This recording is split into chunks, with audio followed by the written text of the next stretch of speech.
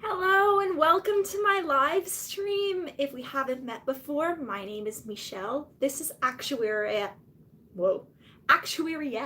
my Actuary YouTube channel where I just try to talk about actuary life, help you through your actuarial journey, answer your actuarial questions. And so yeah, today I have thrown out the idea of why become an actuary, but along the way I will be answering live questions as well. If you are watching this in playback, feel free to leave your questions in the comments because I do try to answer most, if not all, comments on my videos, as well as B, I will try my very best to put a pinned comment in the description below, in the comment section below. I'm so frazzled, I don't even know. In the comments, pinned comment will have the different time codes so you can jump around the video and mess with my retention graph. If you're a YouTuber like me, we get analytics about who watches our videos, and my favorite graph to look at is the audience retention graph because it just goes whoop, like within 30 seconds I always lose like 60% of people on my videos. But then if I put time codes, then you see a little tick up because people are click, click, click. It'd be so funny if everyone just clicked the very last one and then my video went whoop. Like everyone's at the beginning, everyone's at the end, and then no one's in the middle. Anyway, that's all I had to say about that. Audience retention. Why become an actuary? Okay, first, why would I talk about this? A, I work as an actuary. I've been working as an actuary full-time since March 2015. I got my first actuarial internship in January 2013, and I started university in September 2011 studying actuarial mathematics. So it's been a long time because today, what are we? We're June 2020. So it's been a while that I've been, consistently saying, all right, let me take the next step in the actuarial journey. I took all my actuarial exams, passed them all, got my fellowship, got a full-time job. I got the job first, and then I have not quit my job, which is saying a lot because honestly, I will tell you something. I quit my job like every day. Not every day. Like at least like 3 times a week, I'll just message my coworkers, my boss, and be like, I quit. Like, I quit my actuary job. I don't want to do this. I want to run away to the circus. But then my coworkers call me the girl who cried resignation because I quit and then I just keep working. I don't actually quit.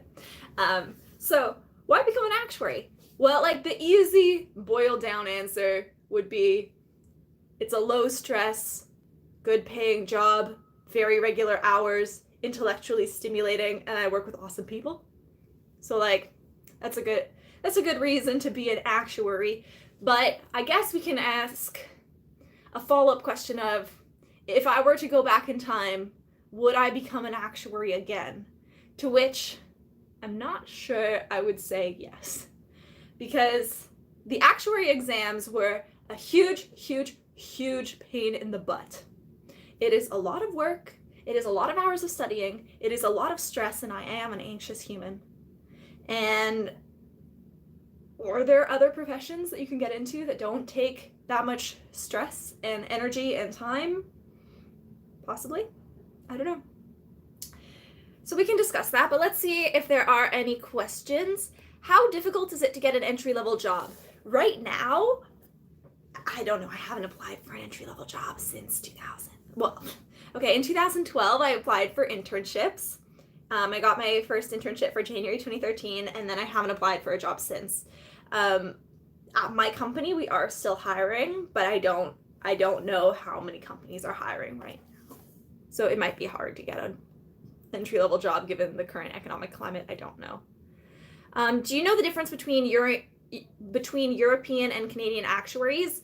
I don't. I'm not super familiar with the European system. I believe a lot more of the exams are done through university as opposed to as separate exams. Like, I believe there's more accreditation in Europe, but don't quote me on that. I could be fully wrong. Did you pass all the exams on the first try? I'm majoring in actuarial science. I'm a little bit scared about those exams. I did. So to become a fellow of the Casualty Actuarial Society, at the time, because the exams keep being sliced up and rewritten and renamed, but at the time there were 5 preliminary exams, 5 advanced exams, and I passed them all on the first try. A few things that contributed to me passing on the first try One, I studied a lot of hours, so I'm definitely the kind of person who overstudied for the exams. Like I was just like, do I talk about how exams are graded? And, well, maybe we'll talk about that later, but right now, no. I overstudied for the exams. I also was in a real position of privilege in that I lived with my parents the entire time for every exam that I took. I lived with my parents, so all I had to do was focus on work and studying. I didn't have to worry about things like paying rent, buying groceries, cleaning my apartment. Like, my parents did all that. They cooked, they cleaned, they did my laundry, and so I really was in a privileged position where I could just focus on my studying. And three, I'm just very naturally good at tests. Like, when I'm studying and I'm doing a practice exam, I can focus for about 30 seconds before my brain starts wandering, but you put me in an exam setting and my brain goes, I got this. And then I'm like, and I was very systematic about it. So with every exam, at the end of each exam, what I would do is I would take some time and say, what worked well, what didn't work well, what am I going to take from my previous study experience, transpose it to my next one, what am I going to leave behind? What steps in the study process do I want to do earlier? What steps in the study process didn't serve me?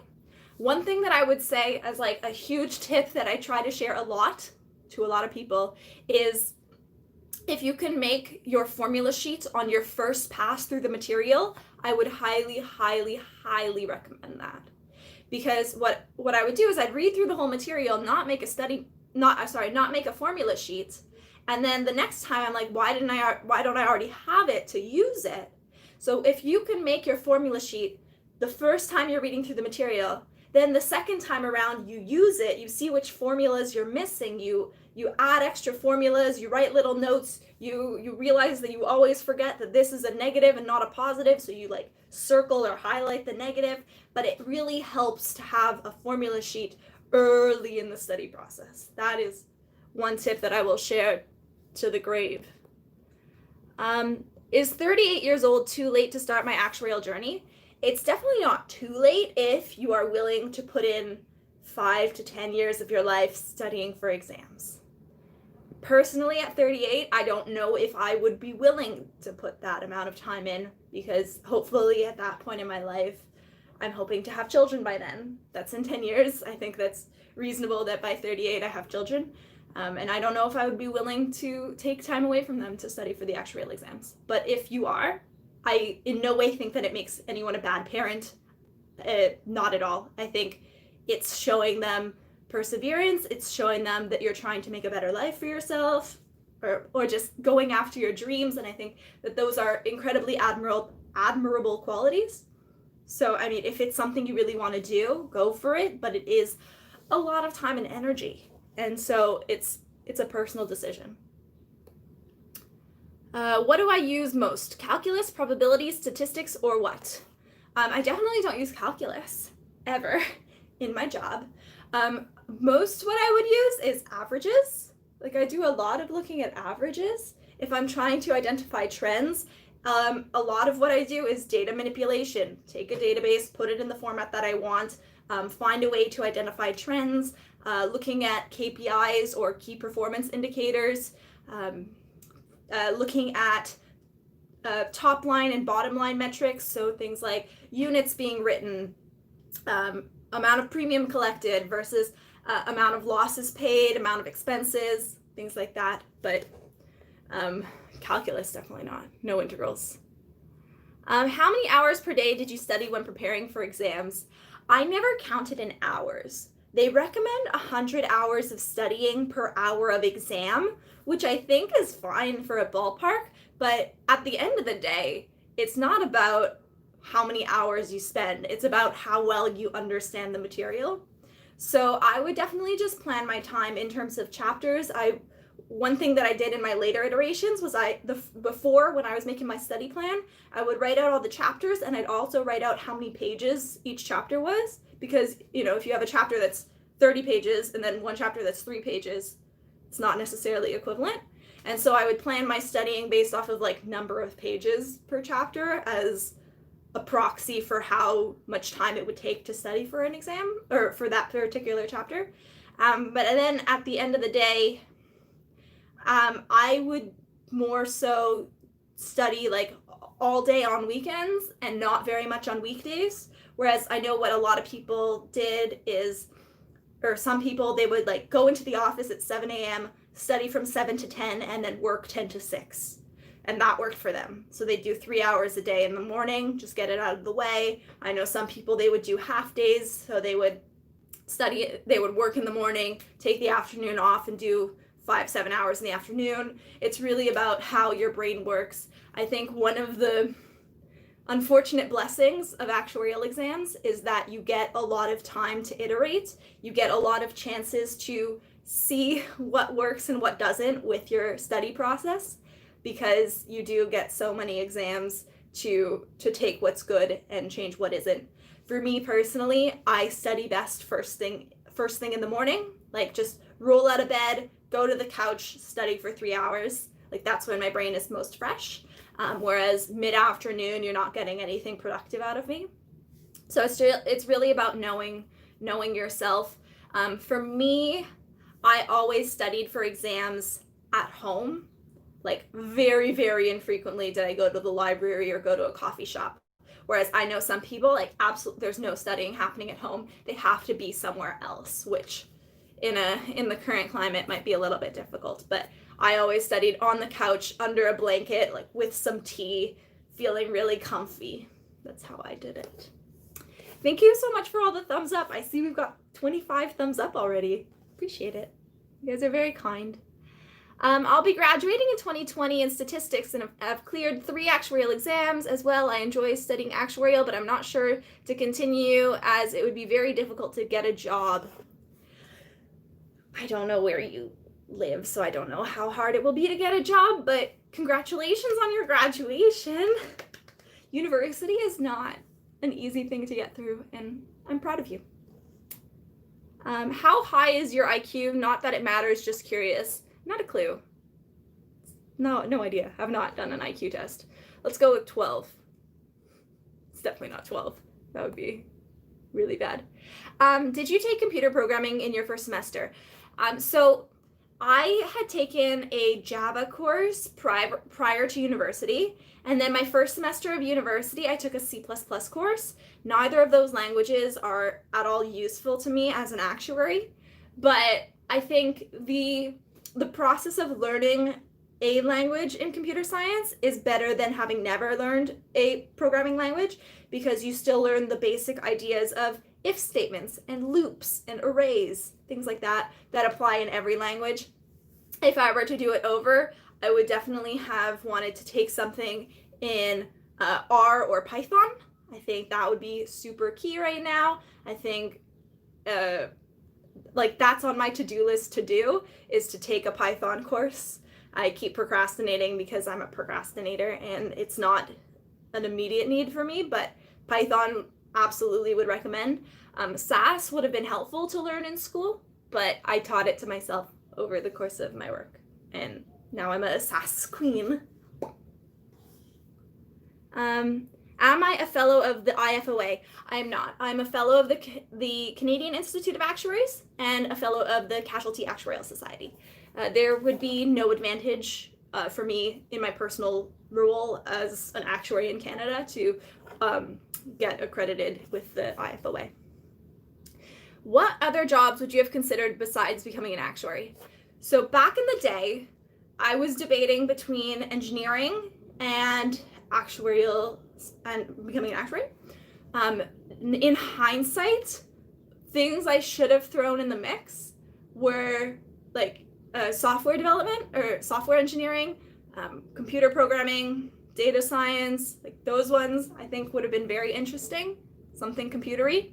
A profession that I would have loved to do, but like don't feel like I'm good enough to even try, would be something more like graphic design, where I would not have the slightest clue how to use Photoshop right now, or Illustrator, or whatever computer programs it is that they use for graphic design, but that's something that really always interests me, is making beautiful things. Like right now, the most beautiful thing that I make is when I make a really nice designed Excel report or something, like a really nice graph. And I'm like, ooh, I color coded it. I made all my axis labels really nice.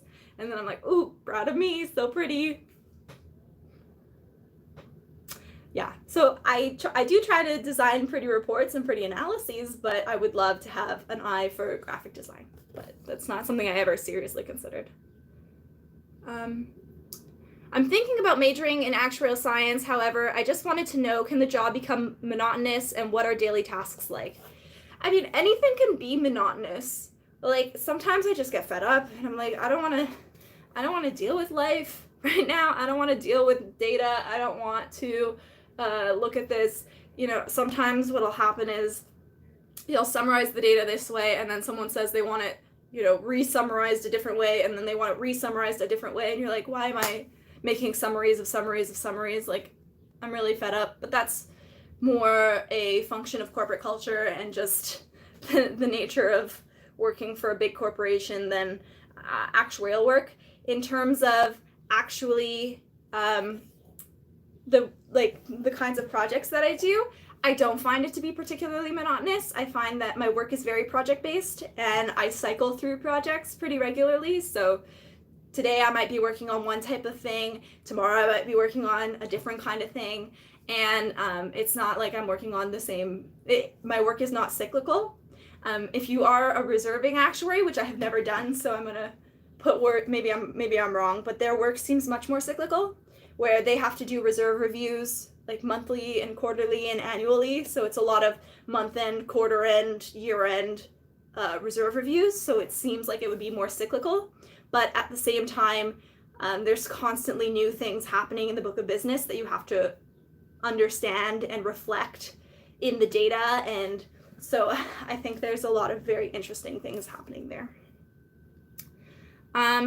I am a fellow of the Institute of Spanish Actuaries. Do you think I would have a chance to work in the US or Canada without passing SOA CAS exams?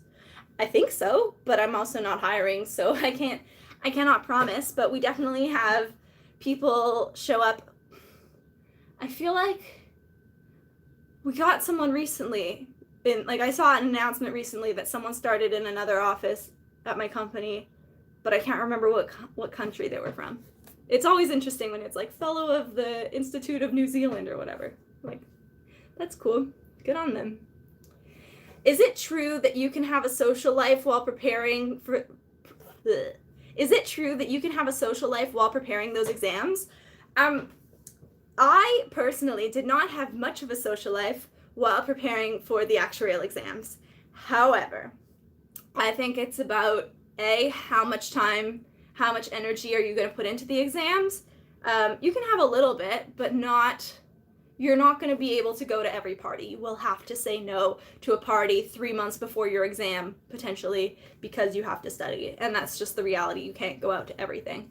But in the months where I wasn't studying, I was very much able to, I really took advantage of it. I was like, yo, this is my short window. Like there was a period at the end of 2015 where like my exam was on 1 week. I was single that year, and then my exam was on a date. The next week I had met up with a guy. We dated for 3 months, and then I was like, yo, you're taking up too much study time. I have to start studying again. Bye. I mean, I didn't like we weren't soulmates, so it's okay. But in between exams, I was like, this is where we cram in all the dating. This is where we cram in all the studying, or all the not studying, all the going to parties and having fun and socializing. You more appreciate the not study time and socialize. Do you use video lectures of other tuition provider? Which provider? I don't learn by listening, so I didn't learn by video. I much learn. Wow, I don't know why I can't speak right now. I'm much better at learning by doing. So reading, I'll read the textbook. I do a lot of underlining because I have to physically do. Like if as I'm reading, I'm highlighting, I'm underlining, it forces my brain to do an action, and then doing problems. That's how I learn. Sitting and listening, my brain will be off in, outer space. Like there's no paying attention and there's no value to me to learn by watching lectures. Whereas for some people, like they love it, they find it super key and they're available, but that's not how I learn. Should I wait until COVID is done before I write my exams, or should I just sign up now and hope there aren't too many delays? That's a good question. I don't have a good answer for that one. I don't know. It depends what exam it is. I think there are going to be delays, but I believe Prometric may or may not in some cities be letting people take exams with masks on, so I don't know.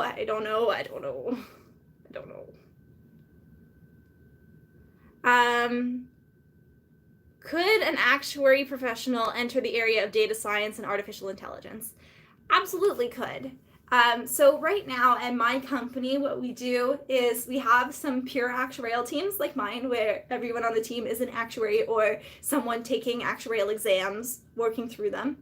But then we also have joint teams with actuaries and data scientists, where they're bringing, what do we call them, like cross-functional teams, where the data scientists are teaching actuaries and the actuaries are teaching data scientists. And so it's sort of fusing together to create these sort of like hybrid humans, hybrid employees, where they have both skill sets, and the actuaries are learning all about data science, machine learning, artificial intelligence, so that we can help to advance the profession. Because right now, honestly, the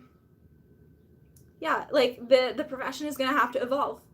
If actuaries decide to cling with, tight fists to the traditional actuarial techniques, modeling techniques, pricing techniques, reserving techniques, we're going to become obsolete, because we're getting more and more data. All these more and more advanced techniques are coming out, and if we do not embrace machine learning, then we will become obsolete. So learning data science, embracing data science, it's going to be key.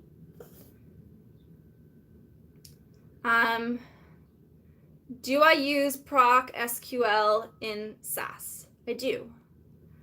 I'm a freshman majoring in actuarial science at University of Montreal. When is the best time to start taking the preliminary exams? So I took my first exam in my second semester of university. But when I started at university in my actuarial program, they gave me a nice printout sheet of paper, and they said, this is the order of the courses that we recommend you take, and this is the timing of the exams that we recommend you take. And so that's what they did, is they said, in your first semester, you take a course that semi helps you prepare for exam FM, and then in February, take FM, and then in first and second semester, you take a stats course, and then at the end of the second semester, take exam P. And so that's what they recommended, and that's what I did. So I'm sure that if you went to the program director, they would recommend to you the timing of exams relative to the courses that you're taking. That would be my advice. Do you think actuarial work will be replaced with automation and digitalization in the near future? I think that elements of it will, but I think that the actuarial profession will remain. MJ, the fellow actuary, another actuary YouTuber here on the YouTubes, put out a recent video that I watched. What was it called? Like the impact of COVID on artificial intelligence, something like that. And he was just talking about how machine learning and artificial intelligence, as it stands right now, uses past data to predict the future, but it doesn't have, at the current moment, the creativity to debate and scenario test and deal with all this new information, because the current pandemic situation is really testing our ability to rely on past data. What we need is a room full of humans debating, what do we think is going to happen? What do you think the impact of XYZ is on future data and future trends? And that machine learning models just aren't at that creative level yet. Whether or not that's true and when machines can get that creativity, I don't know. But his thesis statement, I don't know, his hypothesis is that the presence of the pandemic and the nature of how this is changing our ability to rely on past data to predict the future is really going to delay machines taking over from humans. How did I teach myself SAS? So in my first internship at the company that I work for now, the first day was an all-day SAS training, and then the second day they're like, code this in SAS, and then I would go to the bathroom and cry. And then by the end of the 4-month internship, I knew how to code SAS, but it took a long time. Like, I remember spending entire afternoons debugging something that would take me 7 seconds now. And I remember spending like a week trying to merge 2 databases together, which would take me like 7 seconds now. So trial and error, learn by doing, very patient coworkers answering my very dumb questions. That's how I learned SAS. Do you think that actuarial science is a career with a great future?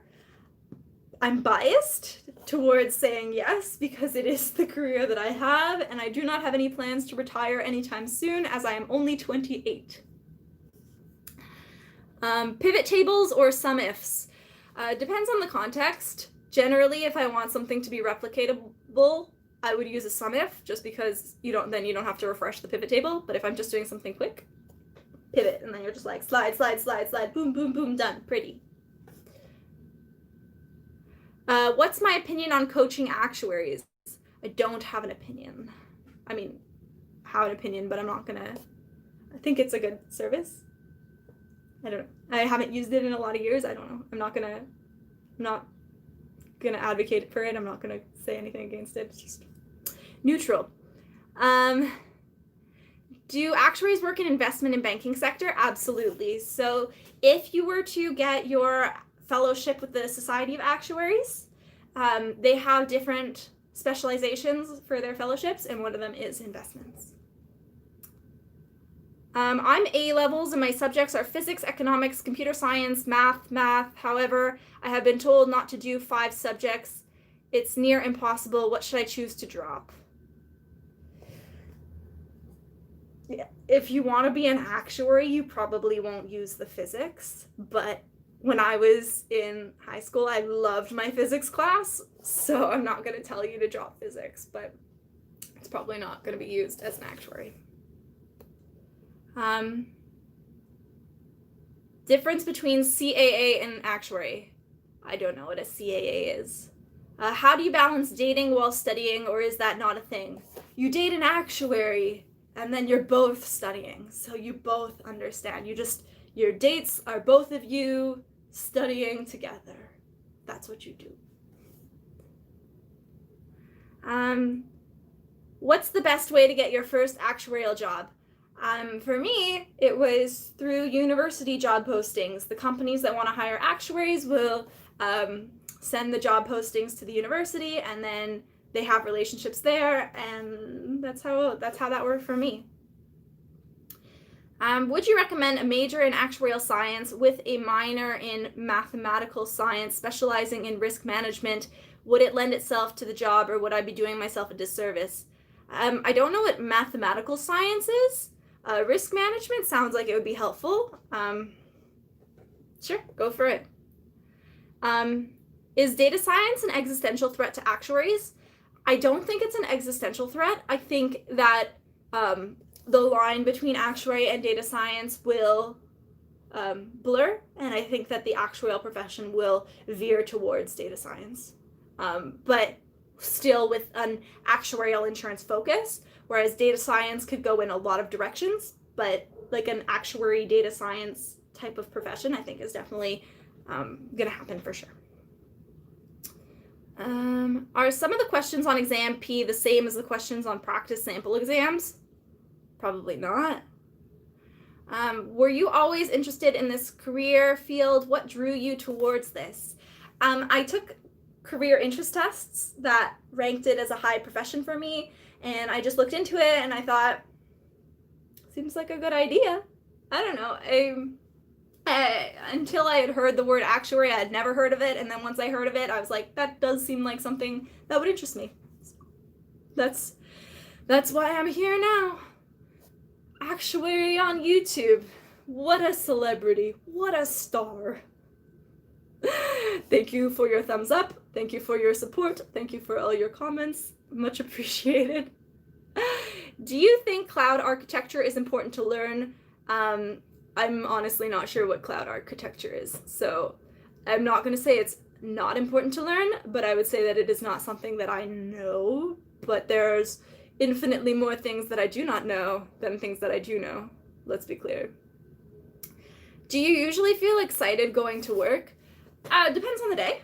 Some days I'm like, yes, let's do this. I got a good plan. And some days I'm like, ugh, I just want to stay in bed forever, you know? So it really depends on my mood. And I am very moody.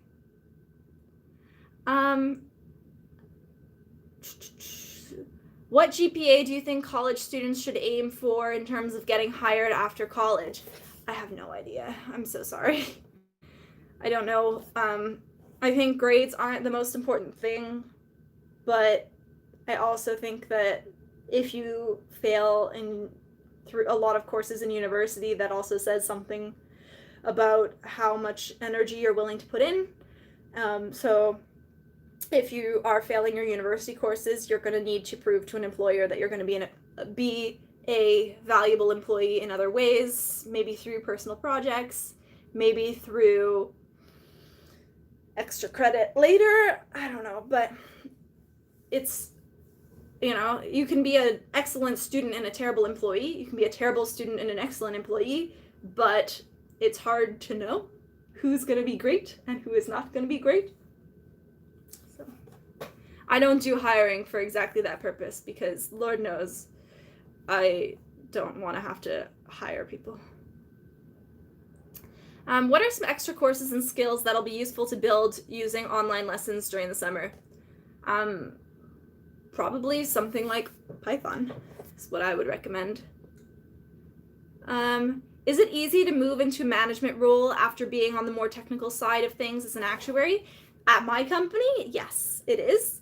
I can't speak for every company, but we have leadership training courses that are offered to employees, and they make it not mandatory for actuaries to take them, but they will arrange specific sessions for actuaries at my company, just so that we all get access to it and learn the skill set, because they do see us as potential leaders. We do get access to a lot of different perspectives of the company. We get to see a lot of metrics as actuaries, and so yeah, I think if I were to want to go into management, it would be available to me. I don't personally aspire to do people management, at least not in the near future, but maybe one day.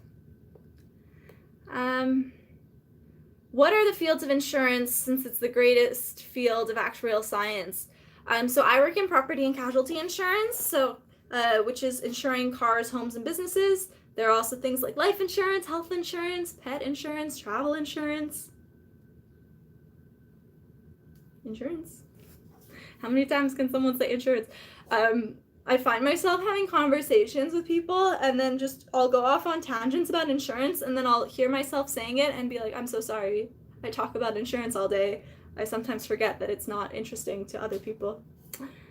How long have I worked as an actuary? I started working full-time as an actuary in March 2015.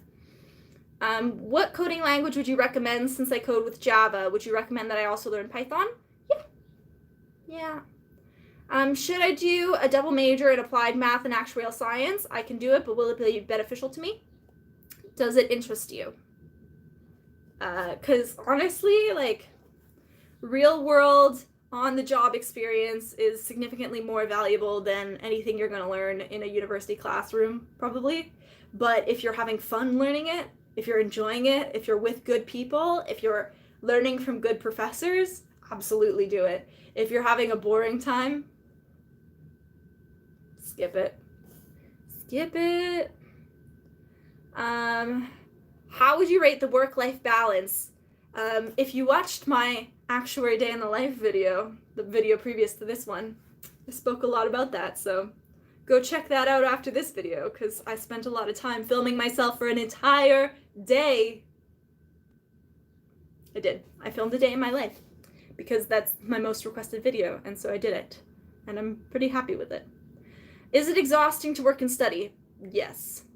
How many hours per week do you work? Do actuaries get paid a salary or hourly?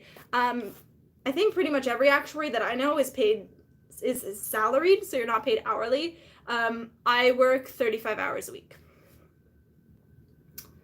Are the hours about 9 to 5, or are they longer on average? So yeah, it's very regular hours. I think there are some people I know who tend to work more just because they're that kind of person. But I am the kind of person where I'm like, my day has ended. I am done working. Anything that I'm not done today, I will do tomorrow. It is not urgent. There is no such thing as an actuarial emergency. Such is life. Do I get 8 hours of sleep daily while studying for exams? I did. Probably most of the time, yeah, because I prioritize sleep.